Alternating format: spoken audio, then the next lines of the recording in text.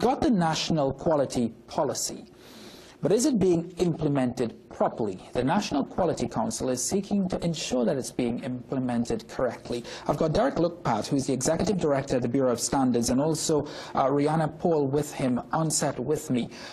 Welcome to the show, guys. When we talk about the National Quality Policy, it's fairly young, but is it being implemented correctly, Derek? Good morning.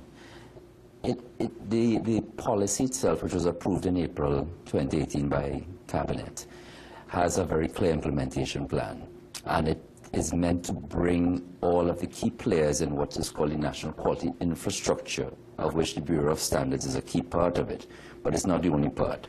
There are a number of regulators, ministries, agencies in the public sector, but as well as there are a number of key players in the private sector, which is why the recently formed National Quality Council, which is charged with the oversight and the implementation, comprises a number of key stakeholders from both public and private sector. Academia is present, the representative from UE is there as well.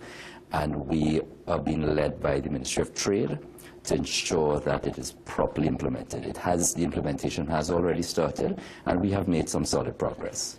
For those watching who say, what relevance does this hold in our society, in our country, how would you answer them? To the average person on the street, it affects the quality of goods produced and imported into the country. Many times the average person focuses on price, not realizing that you look at the value, what is the quality that you're getting. The Bureau of Standards, as a national standards body, participates at the international level and uses international standards for the basis of its national standards, which could either be voluntary or compulsory. The compulsory standards are focused on high-risk products, for example, construction sector, fuel, certain goods and services that could pose risk to health, safety, and environment. So it is that invisible, so to speak, or behind-the-scenes arrangement that is to gives the public the assurance and confidence that these products, these goods, are fit for use. Right, and that's essentially, RIANNA, the role of the Quality Council, the National Quality Council, isn't it? Yes. So as Derek mentioned, like any good policy, the quality policy has an implementation plan attached to it. Under that implementation plan, there are 4 components, one being governance. And under that component of governance is where the National Quality Council was established. We were constituted in August this year, and we had our first inaugural meeting in October. So it's a fairly young council, but we are doing initiatives such as the media interviews. There was a quality policy forum held in November to get that message out there, because another component of the implementation plan is building a quality culture. So outreach and education is important. The council as well, the composition of it, we have private sector organizations such as the Trinidad and Tobago Chamber, where I'm from. So we have a role in facilitating that gap in feeding information from the private sector to the Quality Council so that we can define projects, prioritize objectives. Because your country's quality infrastructure is meant to be demand-driven. So we will have various members in particular sectors. So we can see, we now as a chamber have a role in engaging our members further to understand what are the tests and other gaps in the quality infrastructure that you need addressed so that you can enhance your market access initiatives when you're looking to export.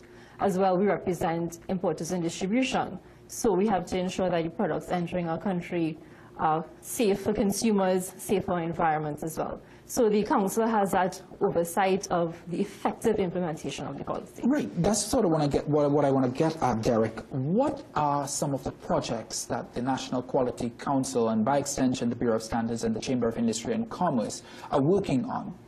So many of the projects are meant to support overall socio-economic growth, particularly through trade, whether local manufacturing for both to drive domestic consumption as well as export, as well as to improve general standards of living. So one of the key things we're doing is under the metrology area, which are essentially measurement. You would see a lot of activity that we have with that we've implemented with the service stations to ensure that the amount of fuel being dispensed at the station is exactly as the meter shows you. We are now in markets for market scales, but we are investing in that infrastructure. So there are projects under the implementation plan which have been accomplished so far. We are on track with that. You will also hear about the accreditation of testing facilities. Right. And this is what I would say is the highest level of assurance around the quality and validity and accuracy of test results, whether they be for product testing, whether they are for environmental testing, or even for medical testing, because decisions are made on test results. You want to know that those are accurate and that the test results are reliable and do meet or exceed the standards. You know, look, let me be honest with you. For importation, when it comes to importation, just focusing on importation, there's this common belief that I'm not sure if you guys are aware of at the Bureau of Standards and the Chamber of Industry and Commerce, but it's quite common that we in Trinidad and Tobago sort of get the discards, the worst stuff, what comes from North America and Europe. I'm not sure if you've ever heard that, but that, you know, it's less superior quality that we get, maybe in terms of clothes, food, whatever. You know, is this going to seriously treat with that concern that some Trinbagonians have? Well, it's already been treated. This is actually going to, I would say, enhance it further, but the Bureau of Standards at present, we have compulsory standards that oversee things like used tires. Right. We have used tires. Electrical items. Of the roughly 87 compulsory standards that we have, over 50% are electrical based, because electrical safety, of course, fire safety are key to some of the work that we do.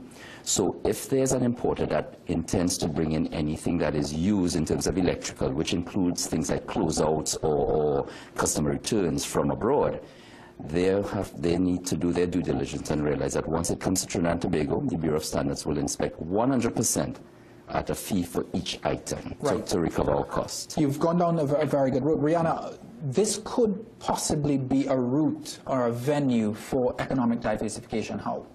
Yes, of course. So as I mentioned earlier, the quality infrastructure is meant to be demand-driven. So where you see your private sector wanting to make investment in certain areas or enter production in certain areas, with the ultimate aim of providing domestic, yes, but you also always want to aim for higher. So you want to aim for exports ultimately. To do that, market access, to gain that market access, you have to ensure that your products meet certain minimum standards, yes, but then to be competitive, you need to go above that.